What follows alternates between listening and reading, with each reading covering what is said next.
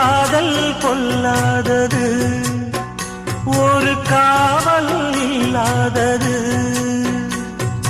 ஊதக்காத்தில் வஞ்சி மாது ஒத்தையிலே வாடும் போது போர்வை போல பொத்தி அணைப்பே.